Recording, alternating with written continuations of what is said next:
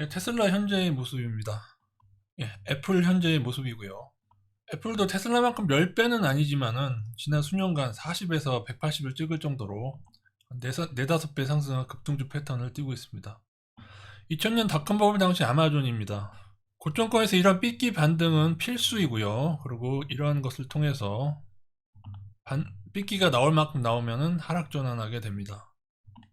닷컴 버블 나온 때는 대략 이 기간이 1년 반 정도 됐고요. 테슬라도 여러분 반등을 넘버링 하시면 됩니다. 몇 번씩 나오나 자주구량까지 합치면 이미 많이 나왔고 한 번 정도 더 남아있을 수도 있습니다. 그러면 뭐 하겠습니까? 때가 되면은 어느 순간 때가 되면은 올라가게 된다.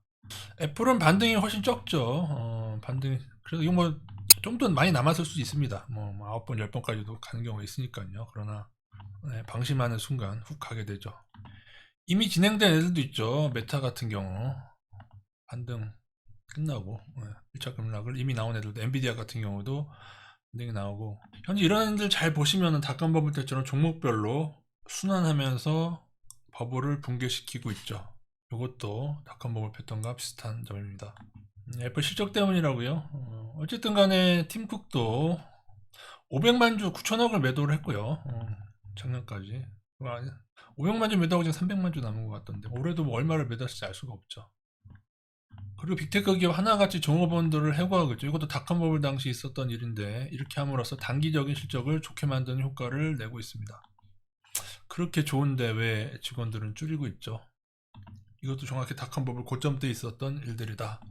제가 지난 수년간 경고드렸고 무너진 종목을 예로 들어보자면 작전주의 삐끼 반등은 필수 요소입니다. 신라젠 같은 경우도 주봉이라서 그렇지 이거보다 훨씬 더 많은 삐끼가 있고 여기도 이제 4번이 뼈 아프죠. 아랫단에서 큰 반등이 나오는 경우도 있고 여러 패턴입니다. HLB 같은 경우는 더 화려합니다.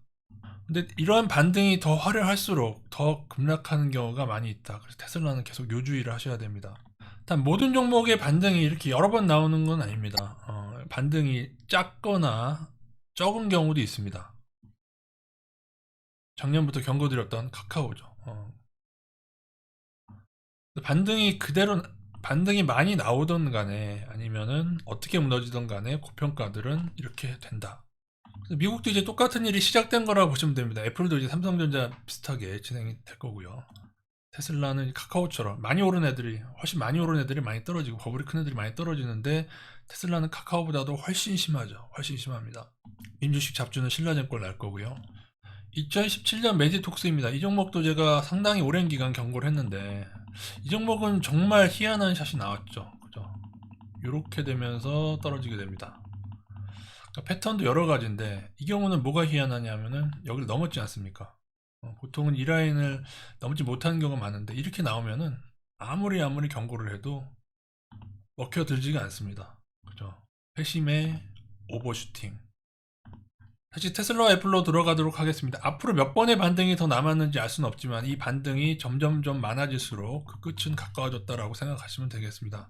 그렇게 따진다면 애플보다는 테슬라가 좀 먼저 무너질 가능성이 크죠. 반등이 더 많이 진행됐기 때문에. 그래서 몇 번의 반등이 앞으로 나오거든. 그리고 혹여나 오버슈팅이 한번 나온다고 하더라도 고평가들은 건들지 마시고 제 개인적으로 올해 말에 혹여나 반등을 할지 안 할지 그건 모르겠지만 반등하더라도 내년에 더 무서운 빅테크 버블의 붕괴가 있게 될 것입니다.